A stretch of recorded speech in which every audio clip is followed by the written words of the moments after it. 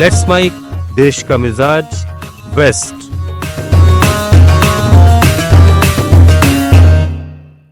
Let's mic देश का मिजाज पश्चिम भारत से।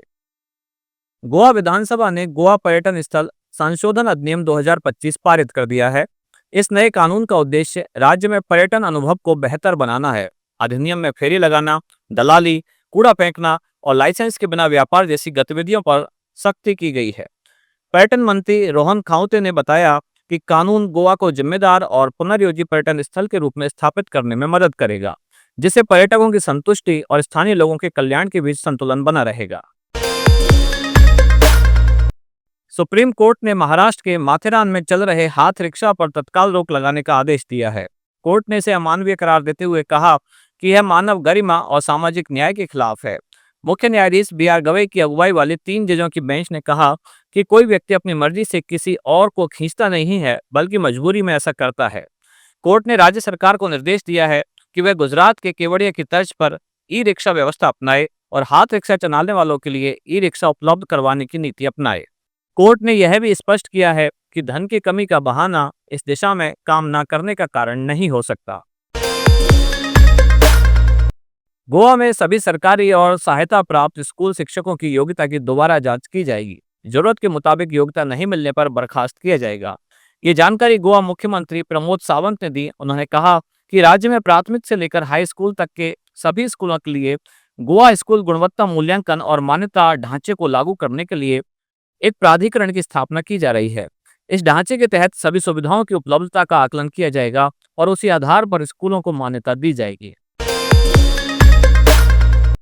अनंत अंबानी की वंतारा संस्था ने कोल्हापुर की मंदिर हथनी महादेवी के मामले में वंतारा ने महादेवी के लिए कोल्हापुर के नंदनी इलाके में एक विशेष पुनर्वास केंद्र बनाने का प्रस्ताव दिया है, जो उसकी चिकित्सा जरूरतों के साथ साथ स्थानीय जनता और जैन मठ के भावनात्मक जुड़ाव का भी सम्मान करेगा।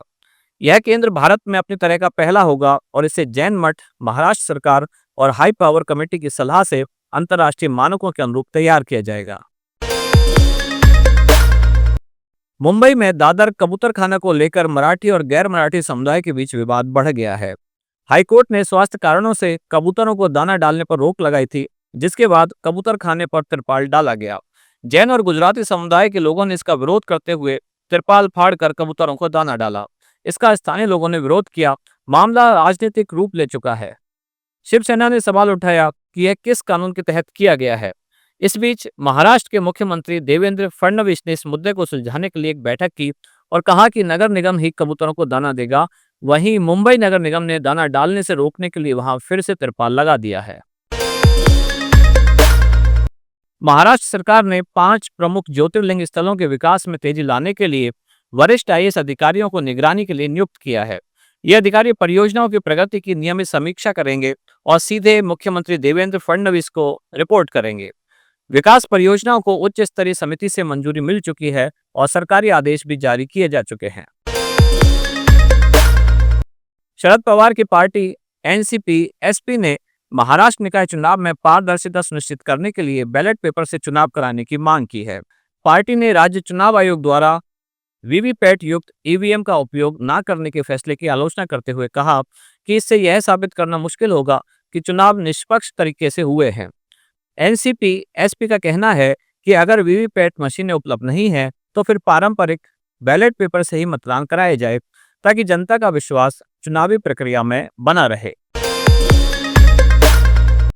महाराष्ट्र में भाषा विवाद को लेकर शिवसेना प्रमुख उद्धव ठाकरे ने बीजेपी सरकार की आलोचना की है।